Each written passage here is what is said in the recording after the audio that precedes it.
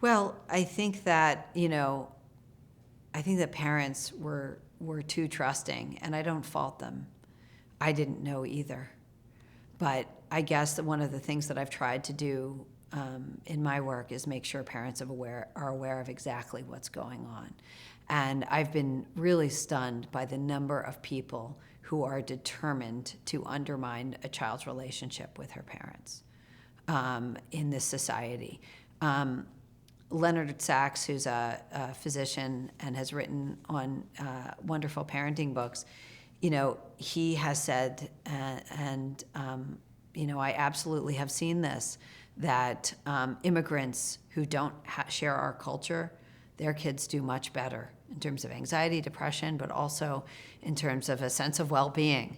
And they tend to do better because our American culture has become toxic for families. And I don't say that with any joy or pleasure. Obviously, it's kind of heartbreaking to say, but I do think it's true that the prevailing culture is constantly undermining of the American family, constantly paints the parents as complete buffoons, constantly encourages disrespect towards the parent, and ultimately, parents are the best guardrail a child has. So if you undermine them, it's open season on the kids, and that's what we're seeing.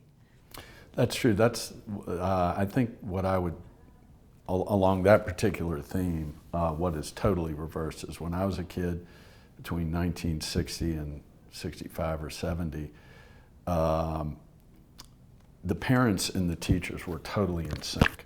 What the teacher said goes. The parents supported that 100%, and vice versa. The thought of a teacher being against a parent was so bizarre, no one could have thought of it. It didn't mean you always got along with them. It didn't mean that they always agreed on the judgment that was made about your child in school or whatever. But the thought that teachers as a group would turn against the parents was not contemplated in any way, shape, or form. Well, it's worth pointing out that teachers, unions, psychological associations were comfortable with this. They shut down schools for 2 years in some places? Yeah. No. Is absolutely unconscionable. Oh, you're talking about the pandemic. I'm talking about the pandemic. Right. So that ought to give everyone an indication of who's actually looking out for the kids.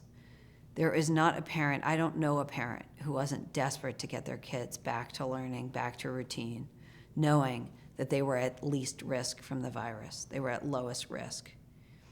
And our society really turned its back on the kids. And parents were outraged, but parents were sort of howling into the wind. And I hope, and I think it was, a wake-up call for parents that nobody really had their back.